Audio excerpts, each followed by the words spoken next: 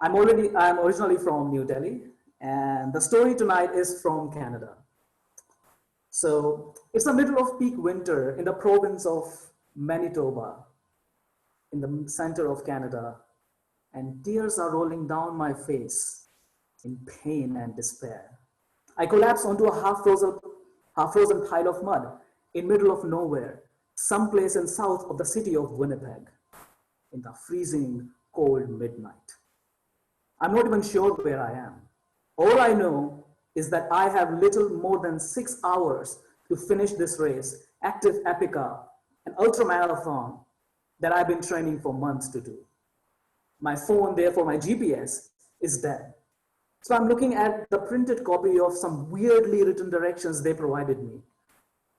They suggest a left turn about a kilometer from the trailhead. And I have been walking for more than an hour with no left turn in sight. I'm exhausted, getting cold, and have bad blisters that are bleeding. For past 19 hours, I have battered through rough frozen lake, miles of Manitoba mud, soft deep snow, and endless stretches of vast frozen prairies. All this with a bad stomach. I'm throwing up every 10 minutes if I eat. My body has surrendered to my life's biggest race. And I still have more than 40 kilometers to run. I think my battle is over. I'm lost. As I lay in the mud, I can hear sounds of coyotes and see an array of flickering lights at a far distance. While still trying to muster some energy to continue, I think maybe the lights could be the flood bank that all racers must cross to get onto the highway to finish. If it is the flood bank, I think I can follow and still finish. But if I am on the wrong trail, which I think I am, there is no way out. As I push my glasses up and try to focus my weak eyes on the lights, I am reminded of what got me here in the first place. Like a movie looped in fast forward, under the fading glare of those flickering lights, I can see myself sitting in front of television, lonely in my room, as a 12-year-old in New Delhi, India, watching a BBC documentary on Iditarod, the last great race on the planet. A 1,000-mile-long dog sled race in the dead of winter in Alaska, from Anchorage to Nome in far west. It was then I dreamed of racing that trail one day. How? I didn't know. I saw Iditarod as the greatest accomplishment a human could possibly make against nature. I just wanted to do it, But I was short, weak, not so strong as my friends. And that had made me believe I was not good enough. Slowly, I was building shells around me to protect myself from being bullied. I thought Iditarod could be a way to prove I was not weak. I was much more than this fragile body. But I lived in Delhi. I knew I could never be a musher, could never have those husky dogs and take them for a run. With time, I bargained with myself and said, what if I walk the trail? Now I didn't want to be dragged by those dogs. I wanted to be the dog. But here I am, face down in the mud, staring at some blinking lights. I had been training since I was 18, when I ran my first half marathon, working my way up, building my endurance. I was running an ultramarathon in Winnipeg. An ultramarathon is any foot race longer than a marathon, generally 50 kilometers. Actif Epica is 120-kilometer long, self-supported race in the peak winter of Manitoba. Unlike other races, there is no support available of any kind. You carry all you need like food, water, survival gear, maybe some extra pair of shoes because they get wet, clothes in a backpack from start to finish. Temperatures are generally 30 degrees below freezing, winds 50 kilometers an hour. This is one among toughest races Canada has to test your will and endurance.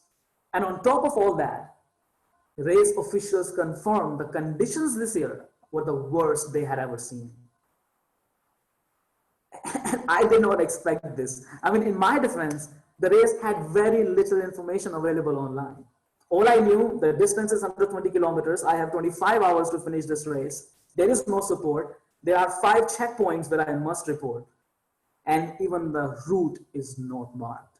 I have to follow some weird written directions and a GPS to find my way in a province and in a country I had never been before. And I love Canada. It's such a cool place. I mean literally. Where else would you find such a weird weather? February was expected to be crazy cold, 30 degrees below freezing. That's how Manitoba is. But in the race week, Winnipeg suddenly had severe heat wave. And I'm not making this up. I saw people walking in shorts and t-shirts when I landed. A blistering 0 degrees.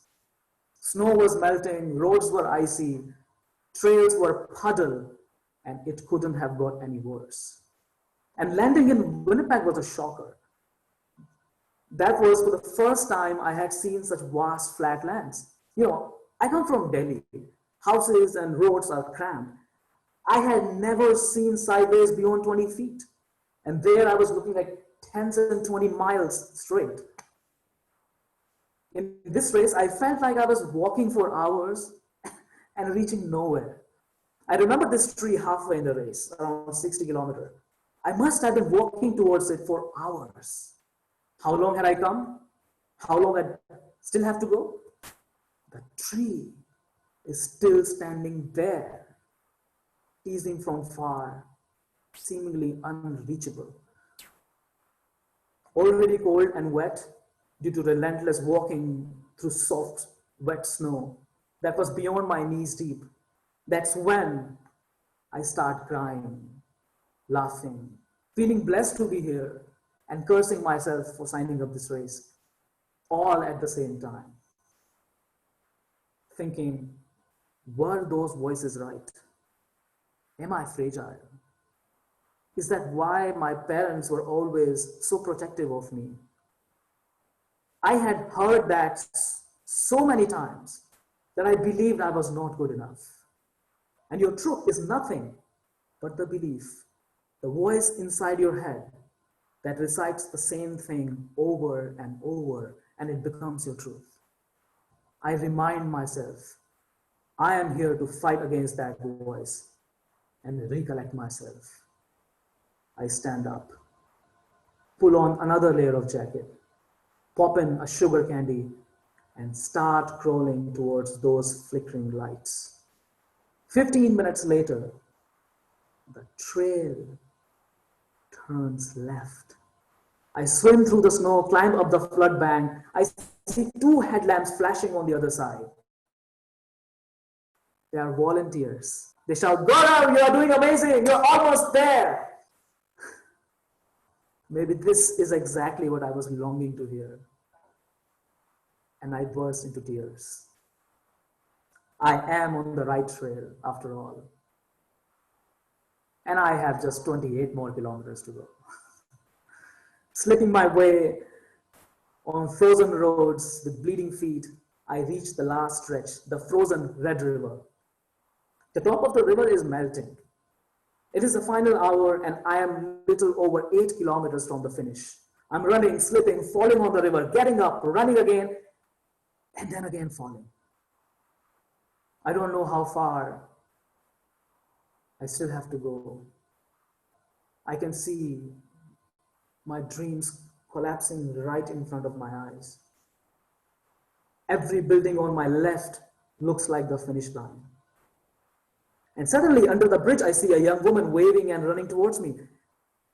I think she's a volunteer. I smile, I quickly run towards her. She thought I was her husband.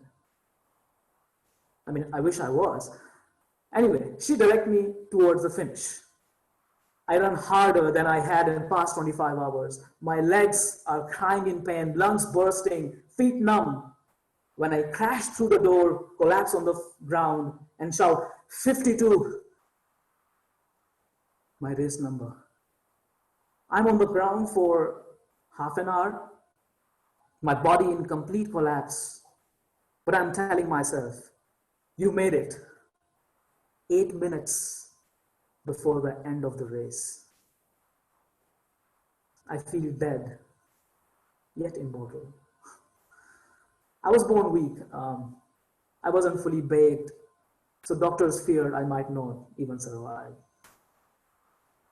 As I grew older, voices in my head got stronger that my body was fragile. I was not good enough. I was not strong. And now I've become the first from South Asia to finish that race. I stand in confidence, look right in the eyes of those voices, through the same body, as I say, I have a dream and I know I will win. Thank you. That's my story.